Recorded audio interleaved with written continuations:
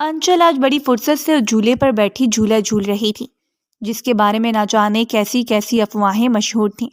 کوئی کہتا تھا کہ اس جھولے پر جو بھی جھولا جھولے اس پر جن عاشق ہو جاتے ہیں، اور اگر جھولا جھولنے والی خوبصورت لڑکی ہو تو وہ جن انسانی شکل میں اس کے سلانے آ جاتا ہے۔ وہ ایسی باتوں اور افواہوں پر یقین نہیں رکھتی تھی، بلکہ اسے گاؤں کی ان فارغ الدماغ عورتوں پر ہنسی آتی تھی جنہیں اس طرح کی افواہیں پھیلانے کے علاوہ کوئی کام نہیں آتا تھا۔ اماں بھی اس طرح کی افواہوں کو سیریس لیتی تھی اور زرنین کو کبھی اس جھولے کے قریب بھی بھٹکنے نہ دیتی تھی جو خاقان شاہ کے باغ میں لگا ہوا تھا۔ وہ آج اماں سے آنکھ بچا کر بڑی فرصت سے جھولا جھول رہی تھی۔ اماں کی باتیں اس کے کان میں گونج رہی تھی اور وہ لبوں پر شریر مسکان سجائے نہ جانے کہاں کھوئی تھی۔ اماں کہتی تھی کہ ایک ہی بیٹی ہے میری، اگر تجھ پر کوئی آسیب اور بھوت پری چڑھ گیا تو میں کیا کروں گی؟ اس نے کہا، اماں مجھ پر کوئی لڑکا عاشق ہوتا نہیں، جن کیا خاک عاشق ہوگا؟ اس کی اس شرارت پر اماں جوتا اتار کر اس کے پیچھے بھاگنے لگتی تھی۔ اسے بڑا مزہ آتا تھا اپنی اماں کو تنگ کرنے میں۔ آج وہ ان سے آنکھ بچا کر نکلی تھی کیونکہ جو بھی تھا اسے یہاں آ کر بڑا سکون ملتا تھا۔ پیپل کا وہ گھنا درخت بہت پرانا تھا اور خاقان شاہ نے تو شاید اپنے پوتے پوتیوں کے لیے اس پر جھولا لگوا دیا تھا، مگر اس کے بارے میں ایسی افواہیں پھیل گئیں کہ کوئی مائی کا لال اس کے قریب نہیں پھٹکتا تھا۔ خیر جو بھی تھا، آنچل کی تو بڑی موج تھی کیونکہ اس کے علاوہ کوئی مائی کا لال اس پر نہیں جھولتا تھا، نہ ہی کسی میں اتنا جگرا تھا۔ آج بھی وہ مگن سے جھولا جھول رہی تھی اور رحیم شاہ کے گانے کی دھن بجا رہی تھی، ماں مجھ کو جھولاؤ نہ جھولا رے، مگر اس کا اگلا فکرہ اس کے ذہن میں ہی اٹک کے رہ گیا تھا، اس لیے ایک ہی جملے کو گنگنا رہی تھی کہ پیچھے سے آواز آئی، ذرا ہولے ہلاؤ نہ جھولا رے۔ جیسے ہی وہ فکرہ مکمل ہوا جو اس کے حلق سے باہر نہیں آ رہا تھا اور اس کی یہ مشکل پیپل کے درخت کے پیچھے کھڑے کسی نے حل کر دی تھی، مگر یہ مشکل حل نہیں ہوئی تھی بلکہ بڑھ گئی تھی، کیونکہ ایک دم سے وہ سانس روکے اور جھولا روکے سکتے میں آ گئی۔ بھوت پریت اور چڑیلوں کے قصے ایک دم سے ذہن میں جاگ اٹھے جن پر وہ کھلکھلا کر ہنسا کرتی تھی اور گاؤں والوں کی جہالت کو کوستی تھی، مگر اب ان قصوں کی حقیقت جان کر تو جیسے اس کی سٹی گم ہو گئی تھی۔ اس نے محسوس کیا کہ پیپل کے پیچھے سے آواز لگانے والا اب بالکل انچل کے قریب پیچھے کھڑا تھا۔ اس نے اپنے لمبے ہاتھوں سے جھولے کی دونوں رسیوں کو تھاما اور پیچھے کو لے جا کر چھوڑ دیا تو جھولا پھر سے چلنے لگا اور اسے لگا شاید زمین اور آسمان بھی اس کی آنکھوں میں گھومنے لگے ہیں۔ اس میں اتنی ہمت نہ تھی کہ پیچھے نظر کر کے دیکھتی کہ نہ جانے کس خوفناک بلا سے اس کا پالا پڑا ہے، اور وہ اس کے تعاقب میں کھڑی تھی۔ جب جھولا رکا تو وہ قدم قدم چلتا اس کے بالکل سامنے آیا تھا۔ اس جن ذات نے پاؤں میں سیاہ رنگ کے چمکتے جوتے پہن رکھے تھے، اگر وہ ان میں جھانک لیتی تو اپنی شکل پر ہوائیاں اڑتی صاف دکھائی دیتی۔ اس نے آہستہ آہستہ اپنی نظروں کا رخ اس کے جوتوں سے اوپر اٹھانا چاہا۔ اس نے سیاہ پینٹ پر سفید شرٹ پہن رکھی تھی اور اس کا سیاہ رنگ کا کوٹ کندھوں پر گرا تھا جسے ایک ہاتھ سے پکڑ رکھا تھا، اور اس کا دوسرا ہاتھ اپنے کالے چشمے پر گیا۔ جب اس نے اسے اتارا تو اس کی نیلی آنکھوں میں جیسے سمندر ٹھاٹھے مار رہا تھا۔ آنچل نے کہانیوں میں پڑھ رکھا تھا کہ جن زادوں کی آنکھیں نیلی ہوتی ہیں، مطلب اس کے پہلے شک کی تصدیق ہو چکی تھی، اور اب جب وہ اس کی آنکھوں سے نیچے نظریں اس کے ہونٹوں تک لے گئیں تاکہ اس کے لمبے دانت دیکھ کر اپنے شک پر تصدیق کی مہر لگا سکے، تو اس نے ایک دم سے اپنے ہونٹ پھیلائے اور اندر سے دانت برآمد کیے جو سفید چمکدار تھے۔ وہ بڑے غور سے دیکھ رہی تھی، مگر دانت تو بالکل چھوٹے چھوٹے موتیوں جیسے تھے۔ اسے ذرا سی مایوسی ہوئی۔ اس نے اس کے سر پر نظر دوڑائی، وہاں سینگ تو ضرور ہی اگے ہوئے ہوں گے، مگر یہ کیا؟ اس کے سیاہ بال جیل لگا کر پیچھے کو چپکائے گئے تھے۔ وہ جیسے اس کے اندر تک جھانک رہا تھا۔ ایک دم سے کہکا لگایا اور اس کا ارتکاز ٹوٹا۔ کہنے لگا کہ میں کوئی جن وین نہیں ہوں محترمہ، بلکہ ایک ناچیز سا بندہ بشر ہوں۔ یقین نہیں آ رہا تو دیکھو، مجھے ہاتھ لگا کر محسوس کر لو، میں آگ کا نہیں بلکہ مٹی کا بنا ہوں۔ جیسے وہ اس کے قریب آیا وہ ایک دم سے جھولے پر سے اتری اور اس کا پیر رپٹ گیا، دھڑام سے نیچے اس کے بوٹوں کی اینڈ سامنے گر گئی۔ اس نے ایک دم سے پیر اس کے سامنے سے کھسکائے اور پیچھے لے گیا، جیسے اچانک حادثے کی توقع نہ کر رہا ہو۔ وہ جو شرمسار سی اس کے قدموں کے پاس منہ نیچے زمین پہ دھنسائے پڑی تھی کہ ایک عورت مرد کے سامنے گر جائے تو قسم سے بڑی شرمندگی ہوتی ہے۔ دل چاہتا ہے کہ زمین پھٹے اور اسی میں اس کی قبر بن جائے، شرمندگی سے تو بچ جائے، مگر اب کیا ہو سکتا تھا؟ وہ اتنے ہینڈسم مرد کے سامنے منہ کے بل گر پڑی تھی، خود کو کوس رہی تھی۔ اچانک اس نے اپنا لمبا سفید ہاتھ اس کے آگے کیا۔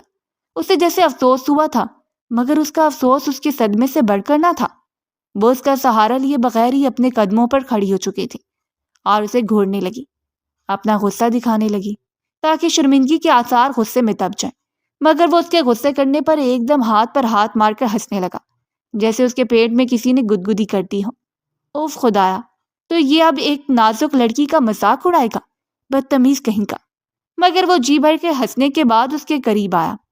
اس نے اپنی جیب سے اپنا آئی فون نکالا، اس کا فرنٹ کیمرہ اوپن کر کے آنچل کے سامنے کیا تو اس کا منہ پورا کھل گیا تھا، کیونکہ زمین کی خاک نے اس کے چہرے کو خاک آلود کر دیا تھا اور رات کی برستی بارش کی وجہ سے بننے والا کیچڑ اس کے منہ پر داغ دھبے چھوڑ گیا تھا، اس لیے وہ آئی فون کے کیمرے میں بھی کسی چڑیل سے کم نہیں لگ رہی تھی۔ مگر اس بدتمیز نے اسے آئینہ دکھانے پر اکتفا نہ کیا تھا، بلکہ ایک کلک کیا اور اس کا خوفناک چہرہ ہمیشہ کے لیے اس اسکرین میں قید ہو گیا، ایک سیلفی کی صورت میں۔ اس سے پہلے کہ وہ موبائل اس کے ہاتھ سے چھین لیتی، اس نے کمال پھرتی سے اپنا موبائل واپس جیب میں اڑسا اور مسکرا کر دیکھا، پھر جیب سے ایک رومال نکالا اور جیسے اسے پکڑا دیا۔ اس کا دل کیا کہ اسی رومال کو اس کے گلے میں پھندے کی شکل ڈال کر اسے جھولے کے ساتھ باندھ دے تاکہ وہ لٹکتا رہے، مگر وہ ایک دم سے انتہائی معذبانہ انداز میں بولا کہ بندے بشر کو شہریار کہتے ہیں، پیار سے سب شہری بھی بولتے تھے، تم جو چاہے بول سکتی ہو، تمہیں اجازت ہے، اور آج کی پہلی ملاقات مجھے یاد رہے گی، پھر ملتے ہیں، کیونکہ ابھی میں کچھ دن یہیں ٹھہرا ہوں، دوسری ملاقات میں اپنا تعارف کھول کر کرواؤں گا، کیونکہ ابھی تو تم جلال میں ہو۔ یہ کہہ کر وہ مزنی ہنسی ہنسا اور ایک دم سے لمبے لمبے ڈھک بڑھتا چلتا بنا۔ وہ جو ابھی تک منہ کھولے اس شدید قسم کی بے عزتی کا بدلہ لینے کا سوچ رہی تھی، وہ اس سے پہلے ہی وہاں سے غائب ہو چکا تھا، بالکل گدھے کے سر سے سینگ کی طرح، اور وہ دھڑام سے وہاں نیچے بیٹھ گئی۔ اس کا صدمہ اتنا شدید تھا کہ کم ہو نہیں رہا تھا۔ آخر وہ کون تھا؟ شہری بابو کہاں سے آیا تھا؟ اس گاؤں کا تو نہ لگتا تھا، اور کیا نام بتایا تھا اس نے اپنا؟ باگر بلا کہیں کا۔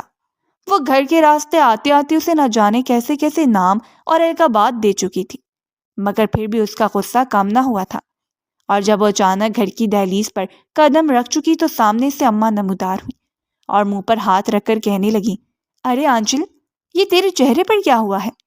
کہاں منہ کالا کر کے آئی ہے؟ اس نے اماں کو کہا، اماں کیا ہو گیا ہے؟ ایسے غلط الفاظ کون بولتا ہے اپنی بیٹی سے؟ تو وہ اسے پکڑ کر آئینے کے سامنے لے گئی اور کہنے لگی کہ یہ دیکھ، اپنی شکل ذرا کیچڑ اور مٹی مل کر آئی ہے، بالکل فقیرنی جیسی لگ رہی ہے۔ وہ تو اماں کی بات پر جیسے مزید تپ گئی، کہا کہ کیا ہو گیا ہے اماں؟ ذرا سی مٹی کیا لگ گئی، تو نے تو مجھے کرموز سے ملا دیا، جا، میں تو اس سے بات نہیں کرتی۔ وہ روٹ کر اپنے کمرے میں چلی گئی اور دروازہ زور سے بند کر دیا۔ اس کی آنکھوں میں اب غصے کی جگہ موٹے موٹے آنسو تھے، جو ایک وجیح مرد کے سامنے فقیرنی جیسی شکل بنانے سے بہہ رہے تھے۔ نہ جانے وہ مر جانا کون تھا، ایک بار میرے سامنے آئے تو اس کی شکل بختو مسلی جیسی بنا دوں گی۔ بختو مسلی کرمو بھری کا شوہر تھا، اگر جو وہ ایک بار بختو کو دیکھ لیتا تو شاید اس کی وجاہت اور پروقار شخصیت پر زور سے تماچا بڑھتا، مگر میں تو بدلہ ضرور لوں گی۔ وہ ایک عزم سے اپنے کالے منہ پر چھینٹے مار کر ٹھان چکی تھی۔ جب وہ دوپہر نیند سے بیدار ہو کر کمرے سے باہر آئی تو ہر طرف سے خوشبوئیں پھیلی ہوئی تھیں۔ اس نے کچن میں جھانک کر دیکھا تو اماں بیچاری اکیلی جان ہلکان کیے ہوئے تھی، اور اتنے سارے کھانے بھلا کس لیے بنا رہی تھی؟ نہ جانے، کیونکہ وہ گھر میں دو ماں بیٹی ہی تو تھے۔ اس نے تشویش کے عالم میں اماں کو دیکھا، جو ماتھے پر آیا پسینہ پونچھ رہی تھی اور دیگچی میں چمچے ہلائے جا رہی تھی۔ اس نے کہا، اماں، کیا گرمی میں سٹھا گئی ہو؟ کس کے لیے اتنے پکوان تیار ہو رہے ہیں؟ کیا آج ہمارے گھر میں جنات کی دعوت ہے؟ کیونکہ یہ کھانے تو ہم دونوں کے لیے بہت زیادہ ہیں۔ اماں اس کی جانب غصے سے دیکھ کر بولی، کہ زبان بڑی چلتی ہے تیری، تھوڑا سا ہاتھ بھی چلا لیتی تو ماں کو اکیلے تو خود ہلکان نہ ہونا پڑتا۔ اس نے کہا، آپ نے مجھے کون سا بتایا تھا پہلے؟ بتائیں، اتنی دعوت کس کے لیے منائی جا رہی ہے؟ اماں بولی کہ آج ہمارے گھر میں بڑے خاص مہمان آ رہے ہیں، پہلے تو جا کر اپنی بگڑی ہوئی شکل سنوار کرا اور اچھے سے کپڑے پہن کرا، کیونکہ وہ شہر سے آئے ہیں۔ اپنا حلیہ ان کے مطابق بنا کر آ، اور جو تیرا سفید رنگ کا کرتا میں نے سلائی کیا تھا نا، وہی پہن لے۔ وہ ایک دم اماں کی کایا پلٹ پر حیران رہ گئی، کیونکہ وہ کرتا تو اماں نے اس کا عید کے لیے سلائی کیا تھا، اور جب بھی اس کے قریب بھٹکنے کی کوشش کرتی تو اسے کھینچ کے پیچھے دھکیل لیتی اور کہتی کہ یہ عید پر ہی پہنے گی، ابھی پہن لیا تو پھر تو فرمائش کرے گی کہ اب عید پر نیا سوٹ لے کے دے، اور وہ پیچو تھاپ کھا کے رہ جاتی۔ مگر آج تو اماں کی جون کے اس گرمی میں جون ہی بدل گئے تھے۔ اتنی مہربانی کہ آخر وجہ کیا تھی؟ اس نے کہا اماں کس شہر کے مہمان ہیں، کیونکہ ہمارے رشتہ دار تو شہر میں نہیں رہتے۔ اماں کہنے لگی ارے وہ جو تیری پھپھو صفیہ ہے نا، جو امریکہ میں رہتی ہیں، تو بچپن میں ملی تھی ان سے، وہ بڑا پیار کرتی تھی تجھ سے، تجھے اپنی گود میں اٹھا کر کھلاتی تھی۔ وہ مگر اس کی شادی امریکہ میں ہو گئی تھی اور وہ بڑے عرصے بعد اپنے بیٹے کے ساتھ لوٹی ہے۔ اسلام آباد میں وہ سیٹل ہو چکے ہیں اور گاؤں میں بھی آج جا رہے ہیں، بلکہ آ چکے ہوں گے۔ تیری پھپھو کی آج کال آئی تھی اور کہہ رہی تھی کہ ہم اپنے آبائی قبرستان سے ہو کر اور نیات وغیرہ دلوا کر پھر آپ کے گھر آئیں گے۔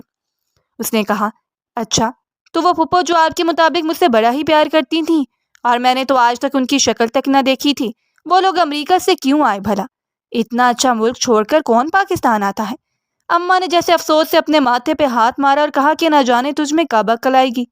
ارے یہ ان کا اپنا ملک ہے، پردیس میں بھی وہ اپنے شوہر کی مجبوری کے پیچھے رہی تھی، ورنہ وہ تو کب سے پاکستان آنا چاہ رہی تھی، مگر اب کریم بھائی نے فیصلہ کر لیا ہے کہ اپنا بزنس پاکستان میں پھیلائیں گے۔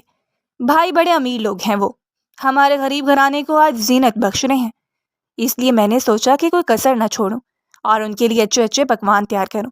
اگر تو بھی ساتھ مدد کر دیتی تو 2-4 ڈشیں اور بن جاتی، پر تو صدا کی پھوڑ ہے، اس لیے مجھے ہی ہلکان ہونا پڑا۔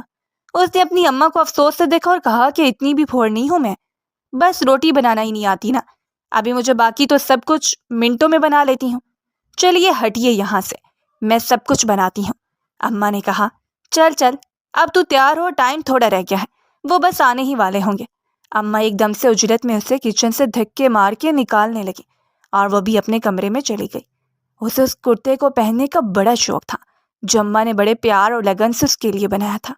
سفید کرتے پر سرخ رنگ کے بوٹے بنائے گئے تھے، اماں نے اپنے ہاتھوں سے بنائے تھے اور اسے ہاتھ کی کڑھائی والے سوٹ بہت پسند تھے۔ اسے پھپھو سے ملنے سے زیادہ اس کرتے کو پہننے کی لگن تھی، کیونکہ پھپھو کو تو اس نے آج تک دیکھا نہ تھا۔ بچپن کی بات اب کہاں یاد رہتی ہے اسے، بس تھوڑی تھوڑی شبی تھی ذہن میں کہ ان کا ایک شرارتی بچہ بھی تھا جو اکثر ہی اس کی گڑیوں کے حلیے بگاڑ دیتا تھا اور اس کے ساتھ بڑی پرخاش ہوتی تھی۔ پھر خدا خدا کر کے اس کے سر سے وہ بلا ٹل گئی تھی، مگر اس کے ہوش تو تب اڑے تھے جب وہی بلا ایک توانا مرد کی صورت میں اس کے سامنے آن کھڑا ہوئی تھی، اور اسے ان سارے قصوں پر یقین آنے لگا تھا جو کہتے تھے کہ اس جھولے پر واقع ہی جن پریت ہوتے ہیں جو خوبصورت لڑکیوں کے پیچھے پڑ جاتے ہیں۔ اس کے پیچھے بھی اب وہ بلا پڑ گئی تھی اور یہ اس سے آسیب ایسا چمٹا تھا کہ شاید اب کسی پیر فقیر کی جھاڑ سے بھی اس کے اندر سے نکلنے والا نہ تھا۔ وہ کرتا پہن کر آئینے کے سامنے کھڑی ہوئی تو ایک دم سے اپنے حسن سے شرمانے لگی، مگر پھر ذہن میں اپنا وہ دوپہر والا خاک آلود چہرہ یاد آ گیا اور ساتھ ہی وہ لمبا ترنگا سا مرد جس نے اپنے آئی فون میں اس کی سیلفی لے لی تھی۔ ایک دم سے اس کے چہرے پر ایک ناگواری کی لہر دوڑ گئی تھی۔ اس نے سوچا کہ اگر وہ مجھے اب دیکھ لیتا تو اس کی وجاہت اور وقار میرے سامنے پھیکا پڑ جاتا، مگر وہ تھا کون؟ یہ ایک ایسا سوال تھا جس کے جواب نے اس کے گھر کے دروازے پر دستک دی تھی۔ ایک دم سے اماں کی آواز بھی سنائی دینے لگی کہ آنچل ذرا باہر دروازے پر دیکھ کون آیا ہے، میں ذرا مصروف ہوں۔ وہ ایک دم سے باہر کی طرف بھاگی، اس کے لمبے بال کمر سے نیچے گر رہے تھے، ابھی اس نے ان کو پونی سے باندھنے کی زحمت نہیں کی تھی۔ دروازے پر کوئی اجرت میں کھڑا تھا، اس لیے زور زور سے طبلے کی طرح پیٹے جا رہا تھا۔ وہ ایک دم سے غصے سے چلائی اور کہا کہ کوئی تمیز اور تہذیب نام کی چیز ہے یا نہیں؟ اخلاقیات کی کتابوں میں لکھا ہے کہ اگر دروازہ تیسری دستک پر بھی نہ کھلے تو انسانوں کی طرح واپس پلٹ جانا چاہیے۔ بڑبڑاہٹ شاید دروازے کے پیچھے کھڑے اس نفوس نے سن لی تھی، اس لیے پھٹ سے جواب آیا، کیا واپس امریکہ چلا جاؤں؟ اور ایک دم سے اس کے کانوں میں اماں کے الارم بجنے لگے کہ امریکہ والے مہمان ہمارے گھر تشریف لا رہے ہیں۔ پھر اس نے اپنے ماتھے پر چپیٹ رسید کی، خفت حد سے سوا تھی۔ اس نے شرمندہ شرمندہ سا دروازہ کھولا اور دروازے کی جڑی میں سے باہر منہ نکالا تو وہی جنزادہ اپنی نیلی آنکھوں پر کالا چشمہ لگائے کمر پر ہاتھ باندھے کھڑا تھا، جیسے اس کے ساتھ 2 ہاتھ کرنے آیا ہو، اور وہ تو اس کی شکل دیکھ کر ایک دم سے بدھ کر پیچھے ہٹی۔ یہ میرے گھر تک بھی پہنچ گیا تھا، یا خدا اس نے مجھے کیسے ڈھونڈ لیا؟ کیا یہ واقعی جنزاد تو نہیں ہے؟ مگر ذہن میں اس کے امریکہ والے جملے نے اسے ایک نئی تشویش میں ڈال دیا۔ تو کیا یہ میری پھپھو کا بیٹا ہے؟ شہریار اس کا نام اسے سنا سنا سا ہوا تھا۔ ایک دم سے اس کے اندر بھڑکتی آگ شعلوں میں بدل گئی تھی۔ اس کے بچپن کا دشمن اس کے سامنے کھڑا تھا، اور جس نے پہلی ملاقات میں ہی اس سے ایک نئی دشمنی کی شروعات کر ڈالی تھی۔ وہ تیوری چڑھا کر کمر پر ہاتھ باندھے اسے دیکھ رہی تھی۔ وہ کہنے لگا کہ آپ کی کتابوں میں کیا یہ نہیں لکھا کہ مہمانوں کو اتنی گرمی میں باہر کھڑا نہیں کرتے، بلکہ فوراً سے اندر آنے کے لیے راستہ دیتے ہیں؟ وہ جو اس کے راستے میں کسی دیوار کی طرح کھڑی تھی، ویسی کی ویسی کھڑی رہی۔ سوچا پہلے اپنا حساب تو ذرا چکاتا کر لوں اس سے، مگر اس کی سوچ اس لمبے ترنگے مرد کے پیچھے سے نمودار ہونے والی ایک سوبر سی عورت کے جسم سے اٹھنے والی مہک میں ہی دم توڑ گئی تھی، جو کہ مسکرا کر اس کی طرف بڑھ رہی تھی۔ اس نے ایک دم سے اسے گلے سے لگا لیا اور اس کا ماتھا چوم ڈالا۔ اسے ایک پرانی سی انسیت محسوس ہوئی کہ یہ لمس بہت زیادہ پہچانا تھا۔ وہ بھی ایک دم سے ان کے سینے سے لگ گئی اور ایسے ملی جیسے برسوں سے بچھڑے ہوئے دوست یار ملتے ہیں۔ ان کی آنکھوں میں ایک دم سے خوشی کی آنسو بھر گئے۔ کہنے لگی کہ آنچل بیٹا، تم کتنی بڑی اور کتنی پیاری ہو گئی ہو، ماشاء اللہ۔ اور وہ ان کی تعریف پر ایک دم سے کھل اٹھی تھی۔ وہ دونوں بھی دروازے میں کھڑی ایک دوسرے کی بلائیں لے رہی تھیں کہ پیچھے سے وہ بلا ناگواری سے انہیں گھورنے لگی۔ کہنے لگا کہ سچ کہتے ہیں کہ دو عورتیں جب آپس میں مل جائیں تو کہیں بھی شروع ہو جاتی ہیں، یہ بھی نہیں دیکھتی کہ پیچھے کوئی گرمی میں کھڑا سڑ رہا ہے۔ اس نازک اندام موم کی گڈے کو کچھ زیادہ ہی گرمی لگتی تھی۔ پھپھو جان مسکرا کر ایک دم پیچھے پلٹی اور کہا کہ آؤ شہریار، آنچل سے ملو، دیکھو تو کتنی بڑی اور خوبصورت ہو گئی ہے۔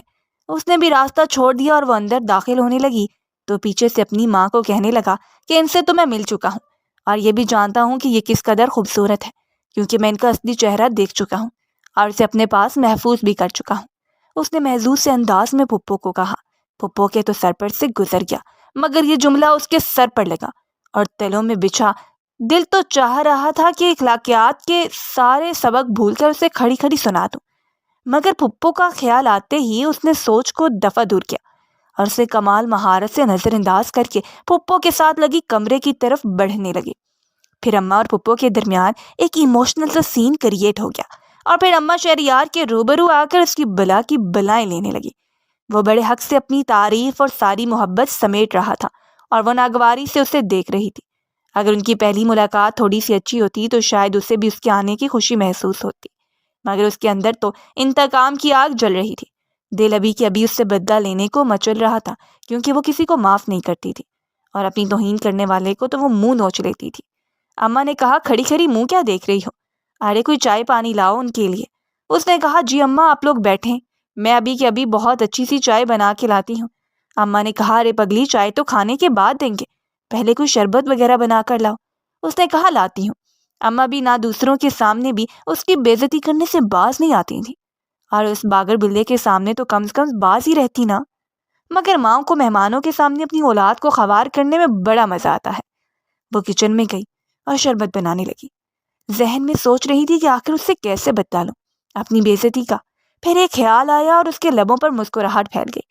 جب وہ شربت کے گلاس لے کر آئی تو ایک گلاس پھپھو کو تھما دیا اور ایک گلاس اٹھا کر شہریار کو اپنے ہاتھوں سے تھمایا۔ وہ لبوں پر مسکراہٹ سے جائے اس کی آنکھوں میں آنکھیں ڈال کر دیکھ رہا تھا، جیسے اسے بہت مزہ آ رہا ہو، مگر مزہ تو اسے اب آنے والا تھا۔ جیسے اس نے سکنجین کا گلاس لبوں سے لگایا، ایک ناگواری کی لہر اس کے پورے وجود میں سرایت کر گئی، کیونکہ اس نے اس کے گلاس میں پورے 3 چمچ بھر کے نمک ڈال دیا تھا۔ پھپھو تو بڑے مزے سے پی رہی تھی، مگر اس کے حق سے پہلا گھونٹ ہی نیچے نہیں اتر رہا تھا، مگر وہ کمال شرافت سے گھونٹ گھونٹ پیتا رہا اور اماں سے مسکرا مسکرا کر باتیں کرتا رہا۔ حالانکہ اس کے اندر تو شاید لاوے پھٹ رہے تھے، جن کا دھواں کانوں سے نکل رہا تھا۔ اسے بہت مزہ آ رہا تھا اپنا بدلہ یوں چکا کر۔ حالانکہ وہ اس کا کزن تھا اور اتنے عرصے بعد اس کے گھر آیا تھا، مگر ان کی پہلی ملاقات کچھ ایسی تھی کہ وہ اپنے رشتہ داری کو سائڈ پر رکھ کر اینٹ کا جواب پتھر سے دینا چاہتی تھی۔ وہ بار بار اس کی طرف دیکھ کر مسکرائے جا رہا تھا، جیسے اس سے اس کا بدلہ لینے کے انداز نے مزہ دیا ہو۔ وہ حیران تھی کہ اتنا نمکین شربت اس نے اپنے گلے سے اتارا کیسے، آخر کیونکہ اس نے نازک مزاج گڈے سے اسے اس قدر اعلیٰ ظرفی کی امید نہ تھی، اور اسی بات نے اسے مزید شے دی تھی کہ وہ اب ماں کی بجائے خود اسے ہر چیز سرو کرتی تھی۔ اس کے کھانے کو تھوڑا اسپیشل بنا کر اس کے آگے پیش کرتی تھی کہ اس کے اندر مرچ مسالوں کی کثرت سے لاوے اس کے معدے کے اندر پھٹ رہے تھے اور دھواں اس کے کانوں اور آنکھوں سے برآمد ہوتا تھا۔ اماں اس کی حالت دیکھ کر دہل گئی تھی، کیونکہ وہ اتنا اچھا کھانا بناتی تھیں کہ پھپھو کی تعریف پر تعریف کیے جاتی، مگر ان کا بیٹا بس ہوں ہاں میں ہی سر ہلاتا، جیسے اس کے صبر کا امتحان لیا جا رہا، اور وہ اس امتحان میں بڑی مشکل سے پاس ہو رہا۔ پھپھو اماں سے کہتی ہیں کہ شہریار کو انگریزوں کے پھیکے کھانے کی عادت ہے، اس لیے تھوڑی سی مرچیں بھی اسے بہت لگتی ہیں، مگر رفتہ رفتہ عادی ہو جائے گا۔ اب اسے یہیں پاکستان میں ہی رہنا ہے، اور وہ بیچارہ اپنی امامہ کو کیا بتاتا کہ ان کھانوں میں مرچی کچھ زیادہ ہی ہے، تیز ہے، کہ اس کی طبیعت پر گراں گزر رہی ہے۔ اسے یہاں آ کر مزہ آیا یا نہیں، مگر اسے زج کر کے بڑا مزہ آ رہا تھا۔ اسے یہاں رہتے ہوئے تیسرا دن تھا، اور ان 3 دنوں میں بیچارہ گل سڑ گیا تھا اس کے مرچی مسالے والے کھانے کھا کر۔ پھپھو باقاعدہ تشویش سے اس سے پوچھ رہی تھی، کیا بات ہے شہریار، اگر تمہیں کھانے زیادہ مرچی والے لگ رہے ہیں تو ہم چائنیز وغیرہ آرڈر کر لیتے ہیں۔ اس نے کہا، پھپھو کیا بات کرتی ہیں، میں تو خود اتنا اچھا چائنیز گھر پر بنا لیتی ہوں۔ اور پھپھو کے اس لال نے تڑپ کر اس کی جانب دیکھا، جیسے مزید سہنا مشکل ہو گیا ہو، اور اسے اس کی اس معصوم سی شکل پر بڑا پیار آ رہا تھا۔ دل چاہ رہا تھا اس کی بلائیں لے کہ صدقے تمہارے، کتنا صابر بچہ ہے۔ خیر سے وہ رات کو چائے سرو کرنے کے بعد خود چھت پر اپنے کمرے میں آ گئی تھی، کیونکہ نیچے والے کمرے پر تو اس شہری کے بچے نے قبضہ جما لیا تھا۔ وہ چھت کی ریلنگ پر کوہنی ٹکائے چائے پی رہی تھی، اس کے لبوں پر مسکراہٹ مسلسل جاری تھی۔ جو بھی تھا، اسے یہ سب کر کے بہت مزہ آ رہا تھا۔ جب ایک عورت مرد کو زج کرتی ہے اور وہ مرد اس کی ہر غصاگی کو برداشت بھی کر لیتا ہے، کسی کو کانوں کان خبر ہوئے بغیر، تو عورت کو بہت سکون ملتا ہے، اس کی انا کو تسکین ملتی ہے۔ وہ بھی اس سکون اور تسکین کو انجوائے کر رہی تھی کہ اچانک سیڑھیاں چڑھنے کی آواز سے چونک گئی۔ وہ چائے کا کپ اٹھائے اس کے پاس آ کر کھڑا ہو گیا۔ اس کا کپ ریلنگ پر پڑا تھا، اس نے بھی ساتھ اپنا کپ رکھ دیا اور اس کی طرح ہی کہنی ٹکا کر جھک کر سامنے دیکھنے لگا۔ اس نے مسکرا کر اسے کہا کہ کیسی لگی چائے آپ کو؟ کہنے لگا، بہت لاجواب ہے، سچ میں بڑا ذائقہ ہے تمہارے ہاتھوں میں، قدرت نے کوٹ کوٹ بھر رکھا ہے کہ اگلے بندے کے بخیے تک ادھیڑ کر رکھ دیتا ہے، مگر تم اپنے تیر آزماؤ، میں اپنا جگر آزماتا ہوں، کیونکہ یہاں آ کر میں واقعی اپنا جگر آزما رہا ہوں۔ میرا جگر میرے دل سے 1000 شکوے کرتا ہے کہ تمہارے چکروں میں جسم کی صحت متاثر ہو رہی ہے، مگر دل تو اپنی منمانی کرتا ہے نا، اسے تمہاری یہ بے ضرر سی شرارتیں مزہ دینے لگی ہیں۔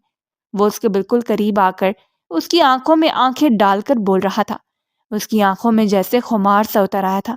اس کے دل کو ایک دم سے کچھ ہونے لگا، ایک عجیب سی دستک تھی جو دی جا رہی تھی، ایک پراسرار سا اعلان تھا جو کیا جا رہا تھا، ایک آسیب سا تھا جو دل میں پنجے گاڑ چکا تھا، اور یہ آسیب ایسا تھا جس سے پیچھا چھڑانا بڑے بڑوں کی بس میں نہیں ہوتا، کیونکہ عشق کا روگ کاری ہوتا ہے اور زندگی پہ بھاری ہوتا ہے۔ وہ اس کے کانوں میں عشق کا سر پھونک چکا تھا، کہہ رہا تھا کہ جب میں رات کو سوتا تھا نا، تو 2 سیاہ آنکھیں ہر رات خواب میں میرا تعاقب کرتی رہتی تھی۔ ان کی کھوج میں ایسا نکلا ہوں کہ پاکستان تک آ گیا ہوں، اور مجھے نہیں لگتا کہ وہ 2 سیاہ آنکھیں مجھے آسیب زدہ سے جھولے پر ملیں گی، جو ہمیشہ کے لیے میرے دل میں پیوست ہو کے رہ جائیں گی، اور ان سے آنکھوں کی خوبصورتی کے آگے تو میں تمہاری ساری گستاخیاں نظر انداز کر سکتا ہوں۔ اتنا جگرا تو ہے مجھ میں، اس لیے تم اپنے تیر آزماؤ، میں اپنا جگر آزماتا ہوں۔ یہ کہہ کر وہ نیچے چلا گیا اور وہ وہیں کھڑی رہ گئی، مگر اس کا دل ایک دھڑکن چھوڑ چکا تھا، کیونکہ آسیب زدہ محبت نے اس کے تاروں کے ساتھ عجیب چھیڑخانی کر ڈالی تھی۔ صبح وہ نیچے آئی تو وہ مریض عشق اب معدے کا مریض لگ رہا تھا، اس لیے پیٹ پر ہاتھ رکھ کے بار بار واش روم کے چکر لگا رہا تھا۔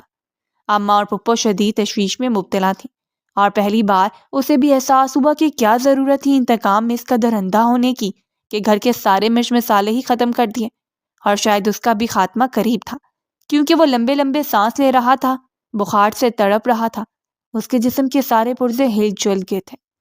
اماں نے اس کے سر پر پٹیاں رکھی اور اسے کہا کہ جا دیسی مرغے کی یخنی بنا کر لا شہری کے لیے، اور شہریار یہ بات سن کر کہنے لگا، نہیں نہیں آنٹی، مجھے کسی چیز کی ضرورت نہیں ہے، آپ اتنا تکلف مت کریں۔ اور وہ ایک دم سے ہنسنے لگی۔ اماں نے اسے گھوڑی ڈالی کہ یوں مریض کے سامنے کون ہنستا ہے بھلا، مگر وہ کچن میں چلی گئی اور یخنی بنانے لگی۔ جب وہ بنا کر اس کے سامنے لے کر آئی تو اس کی آنکھوں میں شرارت سی تھی، وہ اسے دیکھ کر پیچو تاب کھانے لگا اور تڑپنے لگا۔ اس نے اماں سے کہا، اماں آپ کو پھپھو بلا رہی ہیں، شاید انہیں کوئی کام ہے آپ سے، میں اپنے لاڈلے کزن کو اپنے ہاتھوں سے سوپ لاتی ہوں۔ اماں اسے اس کے حوالے کر کے چلی گئیں اور وہ اس کے سامنے کرسی پر بیٹھ گئی۔ اس نے ایک چمچ باؤل کے اندر بھرا اور اس کے منہ کے قریب لے گئی۔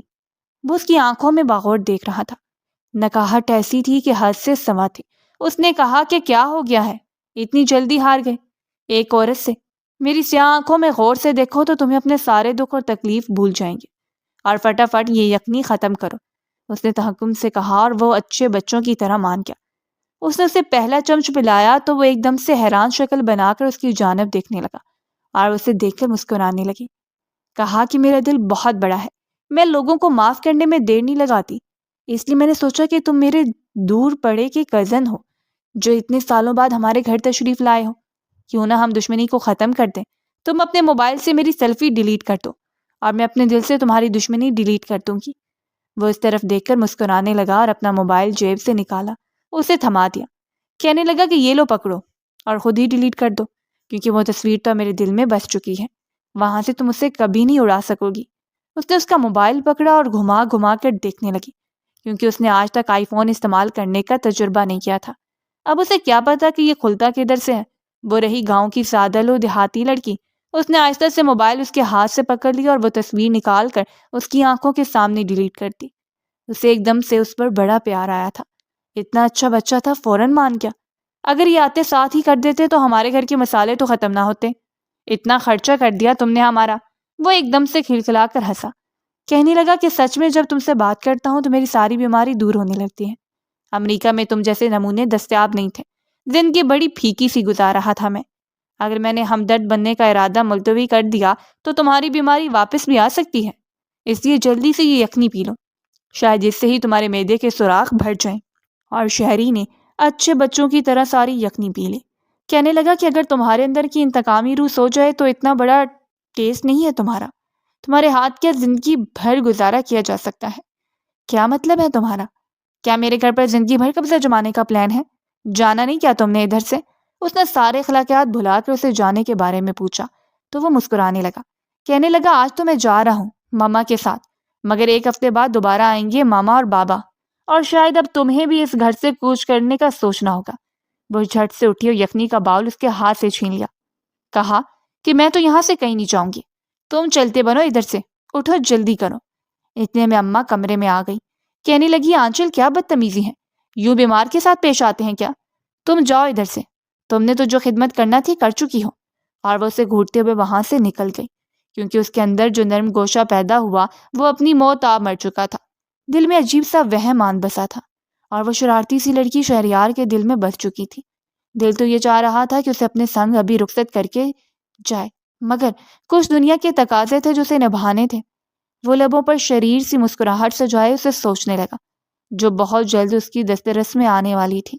اور پھر انچل کے وہم کی تصدیق بھی ہو گئی تھی، کیونکہ پپو نے جاتے جاتے اسے سینے سے لگایا اور کہا کہ تم میری بیٹی جیسی ہو، اور میں نے ختیجہ سے بات کر لی ہے کہ اب تمہیں ہمیشہ کے لیے اپنی بیٹی بناؤں گی، اور میں اسی وجہ سے امریکہ سے واپس بھی آئی ہوں، صرف تمہارے لیے۔ بہت جلد تمہیں لے جاؤں گی اپنی بیٹی بنا کر۔ اور وہ ان کی بات سن کر ایک دم سے چپ ہو گئی تھی۔ اگلے ہفتے پپو اور ان کے شوہر ان کے گھر آئے اور اسے ڈائمنڈ رنگ پہنا کر چلتے بنے۔ وہ اماں کے گلے لگ کر پھوٹ پھوٹ کر رونے لگی۔ اس نے کہا کہ اماں میں آپ سے جدا نہیں ہونا چاہتی، میں یہاں ہی رہنا چاہتی ہوں۔ ماما نے کہا کہ تم بالکل پاگل ہو، ارے بیٹیاں تو پرائی ہوتی ہیں، اور تمہاری پھپھو اور مجھ میں کوئی فرق نہیں ہے، انہوں نے شروع سے ہی تمہیں اپنی بیٹی بنا کر رکھا تھا، اور مجھے تو خوشی ہے کہ وہ اپنے اتنے پڑھے لکھے اور خوبصورت بیٹے کے لیے تمہارا ہاتھ مانگ رہی ہیں۔ اسے اماں کی بات سے شدید ناگواری ہوئی۔ میں نے کہا تو کیا میں کسی سے کم ہوں؟ ایک دم سے اس کے بات پر ہنسنے لگے، کہا کہ تم بھی تو کم نہیں ہو، چاند سورج کی جوڑی ہے ماشاءاللہ سے، میں نے تمہارے لیے ہمیشہ شہریار کو ہی سوچا تھا، اور آج صفیہ نے اس بات کی تصدیق کر کے میرا دل موہ لیا ہے۔ بہت اچھا لڑکا ہے شہریار، تمہیں بہت خوش رکھے گا۔ اور اسے سمجھ نہیں آ رہی تھی کہ وہ اتنی زیادہ بے چین کیوں ہو رہی ہے۔ اس کے انتقام لینے کے چکروں میں اس کی زندگی کا حصہ بننے جا رہی تھی۔ اس کے دل میں عجیب سی بےقلی تھی، اور وہ اس جذبے کو کوئی نام نہیں دے پا رہی تھی۔ پھر دیکھتے ہی دیکھتے وہ اس کے گھر اس کی بیوی کی حیثیت سے رخصت ہو کر گئی۔ ان کا گھر اسلام آباد میں تھا، اور وہ یہیں پر سیٹل ہو چکا تھا۔ ایک بڑی ملٹی نیشنل کمپنی میں سی ای او کی جاب کرتا تھا۔ وہ نہیں جانتی تھی کہ وہ خوش ہو یا اداس ہو۔ وہ اپنے اس جذبے کو کوئی نام نہیں دے پا رہی تھی، کیونکہ اس نے کبھی نہیں سوچا تھا کہ اس کی اتنی جلدی شادی ہو جائے گی، اور وہ بھی شہریار سے۔ وہ واقعی اس کی زندگی میں کسی آزیب زدہ سائی کی طرح آیا تھا، اور اس کا پورا وجود اس کی لپیٹ میں آ چکا تھا، اور شاید اس کا دل بھی۔ جب وہ دلہن بنی اس کے گھر کی دہلیز پر رکی تو پپو اس کی بلائیں لینے لگی۔ اس کے واری صدقے ہونے لگی۔ وہ ان کی محبت پا کر بہت خوش تھی۔ شہریار کے لبوں سے مسکراہٹ ایک لمحے کے لیے بھی جدا نہیں ہو رہی تھی۔ وہ بار بار اس کے کانوں میں کوئی شرارت کھول دیتا تھا، اسے ہنسانے کی کوشش کرتا تھا، مگر وہ کمال مشرقی لڑکیوں کی طرح خاموش تھی اور کوئی بھی بدتمیزی کرنے سے پرہیز کر رہی تھی۔ مگر جب اس کے کمرے میں داخل ہوئی تو اس کا پارا 7ویں آسمان کو پہنچ چکا تھا۔ خوبصورت سی مسحری اور ہر طرف رنگوں اور خوشبوؤں کے سیلاب کے درمیان ایک شدید ناگواری کی لہر تھی جو اس کے وجود میں سرایت کر گئی تھی، کیونکہ بیڈ کے عین سامنے بڑے سے فریم میں اس کی وہی تصویر لٹکی ہوئی تھی جو اس نے اپنے موبائل میں اسے پہلی دفعہ دیکھ کر قید کر لی تھی اور اس کے ہی کہنے پر اس کے سامنے ڈیلیٹ کر دی تھی۔ وہ کتنا بڑا ڈرامے باز تھا! اس تصویر سے ہی تو ان کی دشمنی کا آغاز ہوا تھا اور اس نے وہی تصویر ایک سامنے لگا رکھی تھی جو کمرے کی خوبصورتی میں ایک بدنما دھبے کی طرح تھی۔ اس کے تو تن بدن میں آگ سی لگ گئی تھی، کیونکہ وہ تو اس کے ساتھ اس کی بیوی کی حیثیت سے بہت مہذب انداز میں پیش آنے کے بارے میں سوچ چکی تھی اور اس پر مکمل ریہرسل بھی کر چکی تھی، مگر شاید اسے عزت راس نہیں آئی تھی، نہ ہی وہ اس کی محبت اور پیار کا حقدار تھا۔ اس کے ماتھے پر تیوری دیکھ کر وہ اس کی جانب دیکھ کر مسکرانے لگا اور کہا کہ مجھے تمہاری شکل سے عشق ہوا تھا، پہلی نظر کا عشق، اور میں اپنے پہلی نظر کے عشق کو ہمیشہ کے لیے اپنی نظروں کے سامنے محفوظ کرنا چاہتا تھا۔ کیسا لگا میرا سرپرائز؟ روز میں بستر سے اٹھ کر اس تصویر کو دیکھوں گا تو میرا دن اچھا گزرے گا۔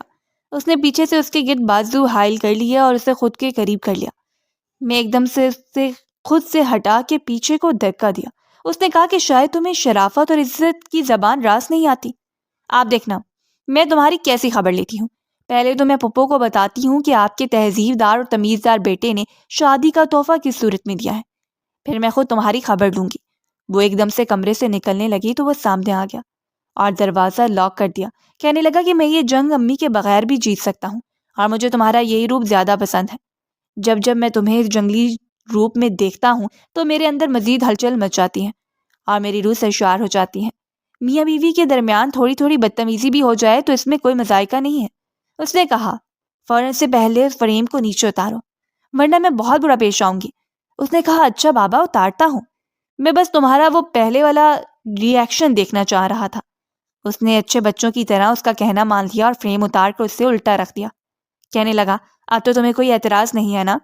اس نے کہا کہ میں اس تصویر کو آگ میں جھونک دوں گی۔ وہ اس کے انتہائی قریب آتے کان میں سرگوشی کرتے ہوئے بولا کہ کتنی تصویریں تم آگ میں جھونکوں گی، کیونکہ میں نے اسے ہمیشہ کے لیے اپنے موبائل میں اور اپنے دل میں محفوظ کر لیا ہے، اور جب بھی میں تمہارا یہ جنگلی روپ دیکھنا چاہوں گا تو یہ تصویر تمہارے سامنے کر دوں گا۔ اس کے لہجے میں شرارت تھی اور اس نے اسے زور سے پیچھے دھکا دیا۔ ان کی شادی کی پہلی رات کسی کشتی سے کم نہیں ہونے والی تھی۔